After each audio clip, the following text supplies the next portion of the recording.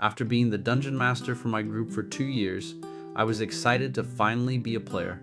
One of our friends, let's call him Bird, offered to run a new campaign. We were all optimistic. We had a session 0, but Bird only asked us to fill out a trigger sheet. I clearly stated no harm towards children due to personal PTSD, and another player did the same. He didn't discuss the world, story, or tone. This was our first red flag. The game started in a harbor city. We had no motivation to be there, and the first session was 3 hours of being insulted by non-player characters in a tavern.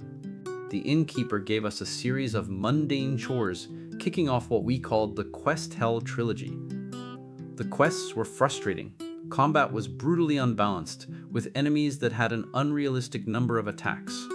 When my character was knocked out, the DM actually celebrated. There was no meaningful loot or reward for our efforts. The story lacked any cohesion.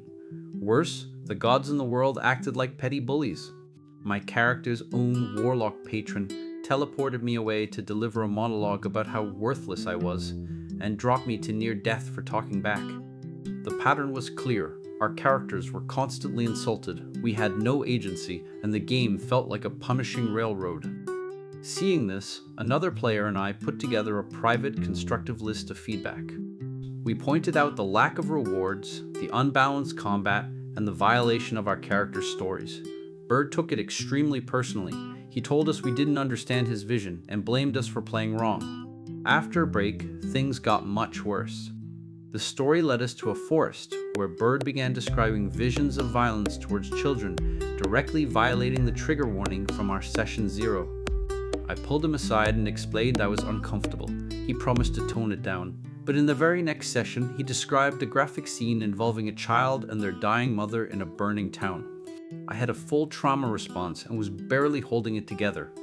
After the session, Bird casually said he could have given a content warning but didn't, suggesting I just open a window for some fresh air if I felt bad.